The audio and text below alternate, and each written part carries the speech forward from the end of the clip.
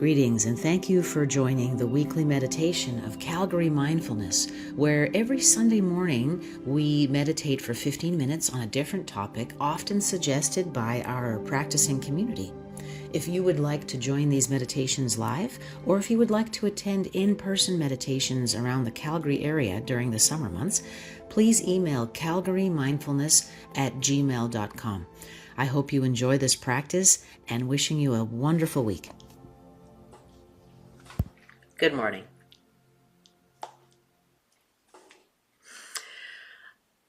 Thank you for meeting with me today. We'll be picking up with our topic from last week, which is what meditators and sort of spiritually minded people can do to keep it together when there is a lot of public anxiety and stress. And I've been experiencing that as well and have not been impressed with some of my choices. So when I talk about this in our meetings together, I become more accountable in my day-to-day life, and I hope that you feel the same way. I came across a quote the other day which said, "You will continue to suffer if you react emotionally to everything that's said to you. True power lies in pausing, sitting back, observing, and responding with logic, not impulse. When words control your emotions, everyone else controls you. But when you learn to stay calm by breathing, by letting things pass, by observing, you reclaim your peace and your power." And I think that is so well said. If other people's words and actions are controlling our emotions, then we don't have much control. And so that leads to a great sense of frustration and anger. And what we're looking for, not necessarily to fix everything, but to restore our agency. And we can get that back by slowing down our emotional response to a very inflammatory statement. So today I'd like to sit in practice with visualizations.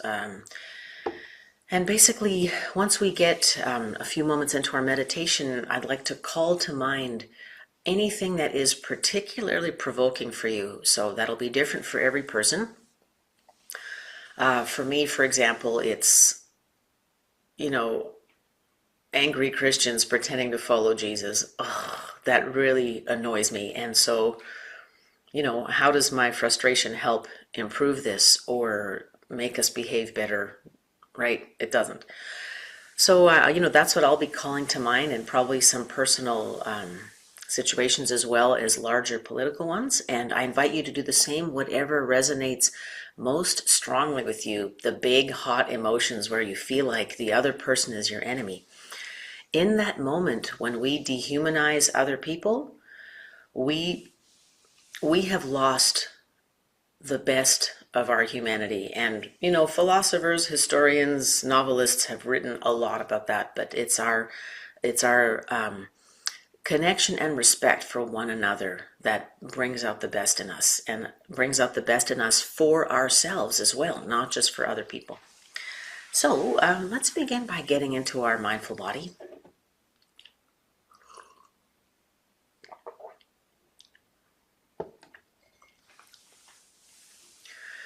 And just looking for a posture that's comfortable and straight and strong. If you're lying down, very relaxed and easy. You can be standing up, you can be walking, you can be driving. And let's begin with a breath, noticing the rise and fall of the torso.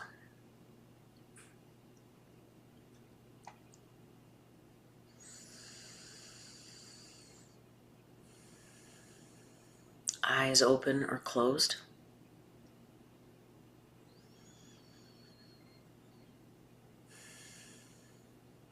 And sending our awareness through the body. Begin by visualizing a white light moving through your feet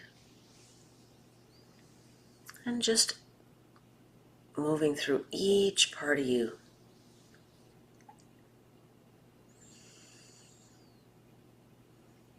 If visualization is easy for you, then that will be effective. You can visualize the white light swirling and sparkling and enveloping you.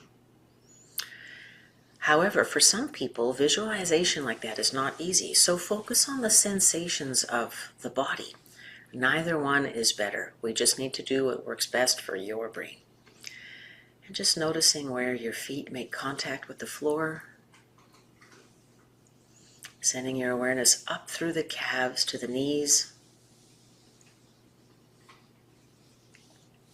I'm just stopping to give mine a little rub. They are a little creaky. Inhaling and exhaling.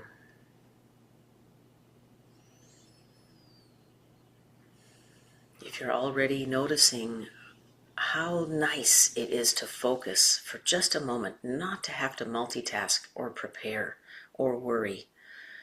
That sense of ease and relaxation that arises as we focus in the present moment on seemingly trivial stuff. What do my knees feel like? Just enjoy that sense of relaxation and ease as we take the pressure off and give ourselves permission to stop running and racing.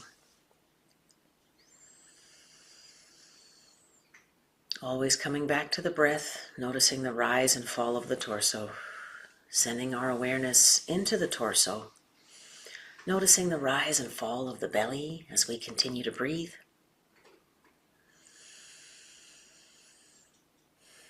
Relaxing the hands in our lap.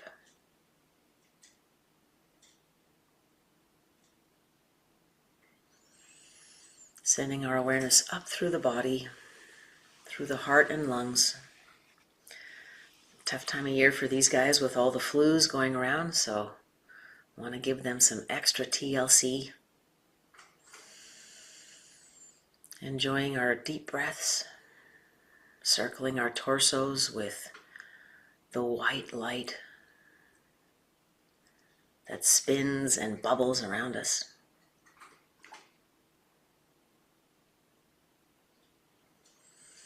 Sending our awareness into the heart. Noticing for a moment where we feel something in the heart. Joy, sadness, and just allowing that to be.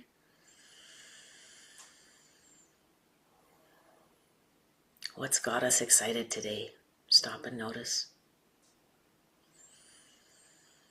What's got us feeling heavy today? Stop and notice.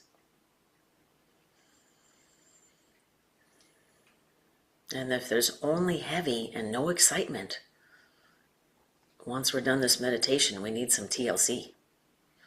Make a commitment to do something fun and beautiful just for you, even if it's short.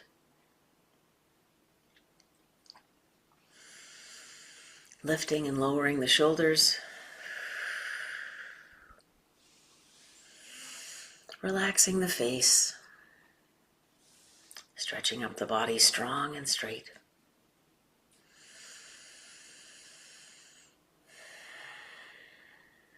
And now let's invite our thoughts to rise to the surface concerning the intention for today's meditation.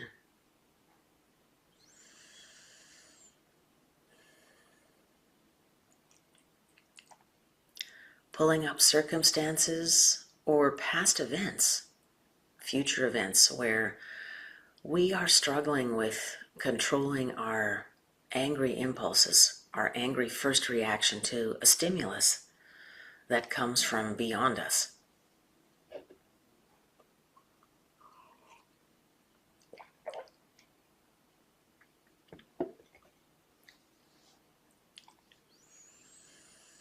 Perhaps there's a situation where we felt we could have been more accountable, more resilient, more responsible in our response.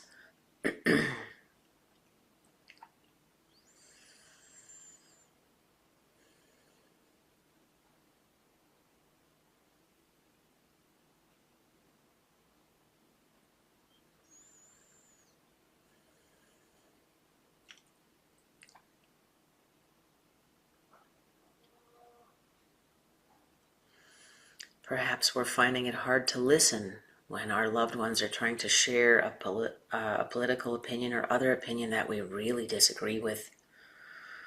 And we just don't want to hear it.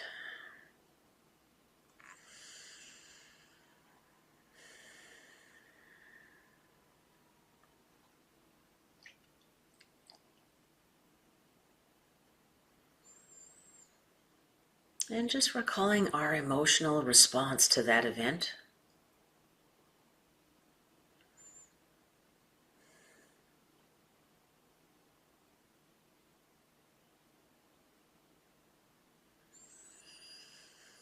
Continuing to breathe, coming back to the breath, rooting our feet in the ground, relaxing the face, the hands.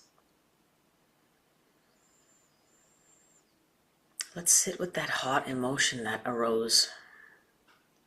What was the root of the anger? Was it fear, worry, anxiety, a feeling of being disrespected?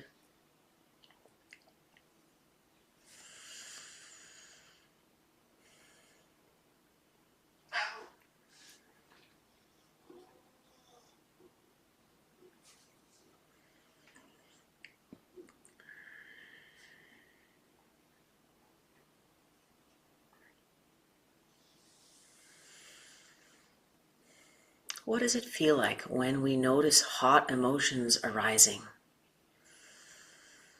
If they become an instant trigger for a very deep breath, let's practice that. Feeling the hot emotion arising, anger accompanied by its root, fear, frustration, a feeling of being disrespected, worry about the future, worry about survival. And take a deep breath into it.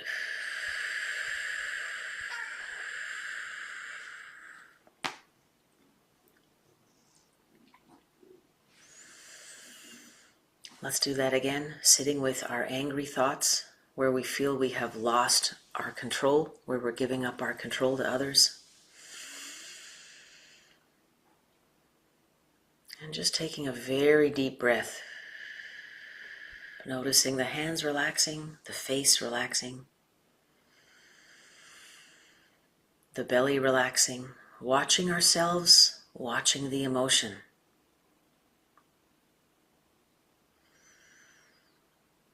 Questioning, bringing the big logical brain into play. What is the root of my anger?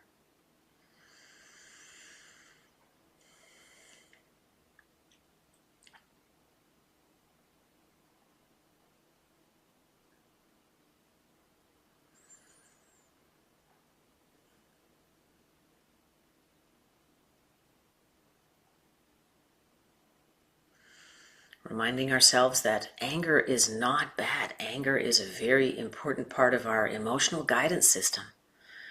Anger is the fire of action. Anger wants to propel us to make a change. So anger can be very productive.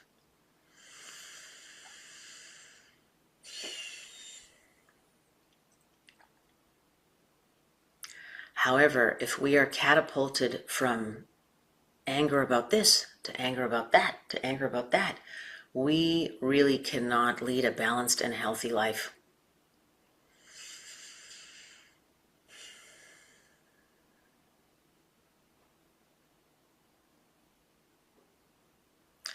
Sometimes the source of anger can be the frustration that we feel many other people are not interested in the introspection required to figure out just why they're angry.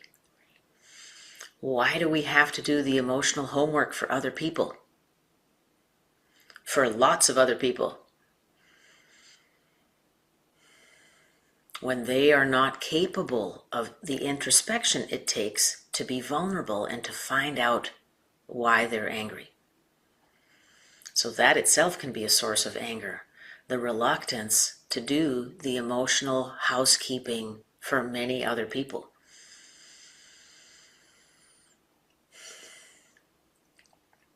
And the way we come at that as meditators is when we do this work, it's not for other people. It's for us. It's very self-centered. It is extremely self-centered.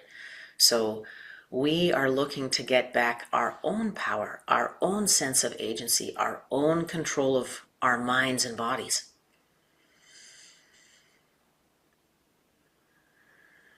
The benefit to others comes in the trickle down. If enough people are doing this, imagine how much change there is in discourse, in private interactions. But the primary intention and benefit is very self-centered. It is a deep act of self-care. It is not putting our heads in the sand.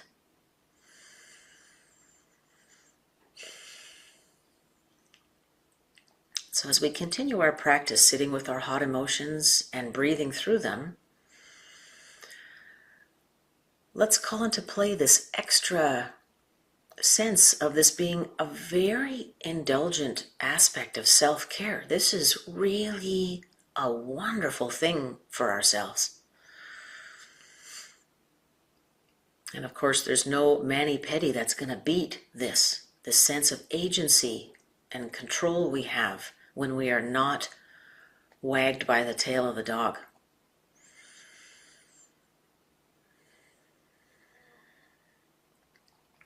For a lot of meditators and spiritual people, we screw up and then we beat ourselves up. I should know better. If I can't do this, who can?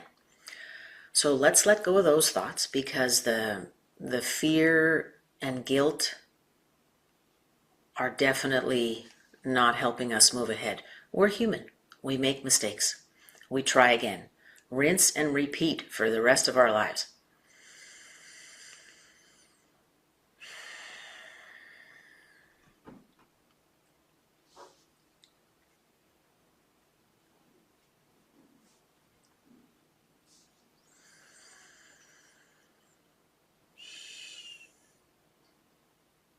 If during this practice many other situations, memories, worries have come to mind, they are all being called forth for healing.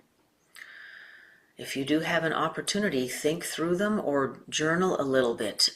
Even just writing one line about what the memory is, what the circumstance is, will help in releasing it from our subconscious stew.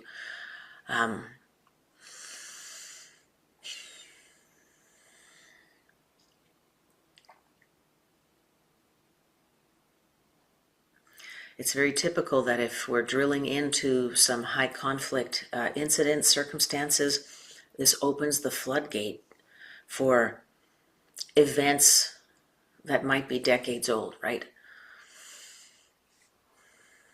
And they're being brought to the surface to surrender for healing. So, hello, cat needs love.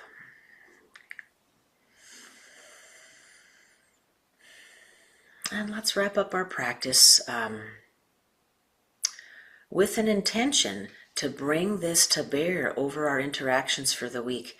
The more we can practice it and recover from when we mess up, the faster we make progress. Thank you for meeting with me today. Wishing you a wonderful week. Bye-bye.